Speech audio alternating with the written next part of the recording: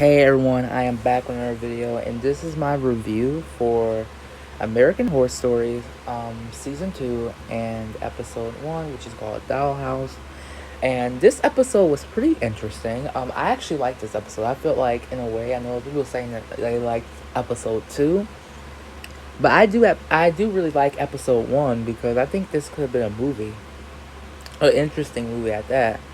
So this starts off pretty much, I say, it starts off with Colby, but it starts off way before Colby though, because it was about this man who pretty much has this like toy making business where he will have like this kid and his wife, but he finds out that his wife was unfaithful, which caused them to pretty much, out of revenge, kill the wife and kill her lover, throw him in the well, and then after that happens, then he's like, okay, he need to find his son a new mom. So what he do is he staged these fake job interviews to try to lure women in, and they could like act like they he try to act like that they gonna be in a job interview, and they could have these applications ready, but then like he would kidnap them and throw them in this dollhouse. And when I say they will act, they will try to have to like act a certain way and like try to like go through these pageants, aka competitions, to survive, and go through all these tasks in order to survive. Because if they have the highest points in like deduction, then like they will get boop thrown out and killed. So that's another way, they would get killed. Or if if the son don't like you or you disobey, then you're out. Then another thing is they would have to like wear these costumes and act like dolls, because this dude have a huge obsession with the dolls. And Colby is trying to like get out. She meets other women who was in there who was trying to get out as well, but it got to a point where they were like, okay, we're gonna have to follow. We have to follow like what's going on over here. We have to follow the rules. We have to follow, the way of life over here, because this is what we have to do to survive with these pageants. And like whoever's left, is only one person gonna be left out of that huge group. And once the pageant began, yeah, they had to literally compete like their lives depended on it, which it did. So Colby basically tried to like talk to the little boy, basically try to like, win the little boy over so that, she could take him and leave, because she do like, love the boy, because she actually like wants the boy to come with her, because she do want to be that mother to that boy that he really needs and wants. So that's what she thought was going to happen. But when she got the little boy,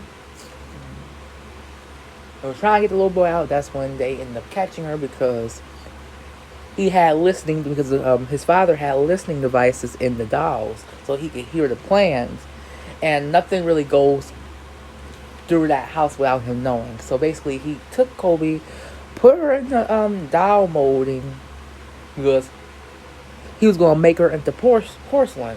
So he put all these porcelain doll mold over her, and now she's like a porcelain doll. And then she's serving the boy and his father. And then that's when, as they were talking, that's when these two witches come in. And then craziness happened, because he was like, wait a minute, how you got in here? And then they were like, well, I'm here now, what's up? It was so, I like that last scene was epic. They ended up releasing Colby from the porcelain doll mold that dried up. They released her from that. And she was about to leave, and the boy was like, don't leave me here. And she ended up taking the boy, and they got out of here. But before then, she to the two witches was telling her that she was gifted and that she had powers, but they couldn't really sense her power in order to like track her, because they were very weak. So they ended up getting Colby, and the boy came with her, and they ended up leaving. And before they left, one of the other witches came and ended up burning those two, the boy's father and the henchman, and ended up burning the house down. So yep, that's how episode 1 ended. I actually liked episode 1 because it was pretty cool. It was like this cool spin on the movie, and it kind of gave me like horror story vibes. I actually really do like this one as well. I saw Summer Horror Stories.